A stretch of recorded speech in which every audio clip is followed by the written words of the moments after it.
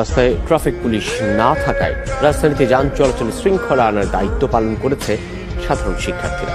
শহরের গুরুত্বপূর্ণ মোড়ে দলগতভাবে দিনভর এই কাজ করেছে তারা। বিভিন্ন সড়ক পরিষ্কারের কাজও করে শিক্ষার্থীরা।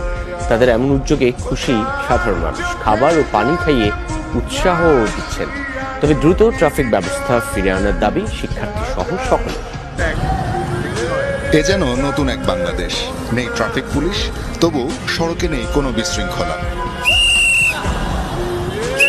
সড়কে শৃঙ্খলা এনে যান চলাচল স্বাভাবিক রাখতে নেমে পড়েছে শিক্ষার্থীরাই। কোনো প্রকার পূর্ব অভিজ্ঞতা ছাড়াই দায়িত্ব নিয়ে নেয়ার বয়সটাই যে এখন। যেখানে প্রয়োজন সেখানেই নিজেকে উৎসর্গ করার মানসিকতাটাই এই প্রজন্মের শক্তি। প্রথম 10-20 মিনিট একটু হিবিসিবি হয়ে গেছিল, এখন ঠিক হয়ে গেছে। এখন সম্পূর্ণ ট্রাফিক পুলিশের মতোই সিগন্যাল দিতে পারতেছি। উইদাউট এনি অ্যানাউন্সমেন্ট আমরা কিন্তু মাঠে নেমেছি এবং সেক্ষেত্রে আমরা দেখতে পাচ্ছি তাদেরকে যদি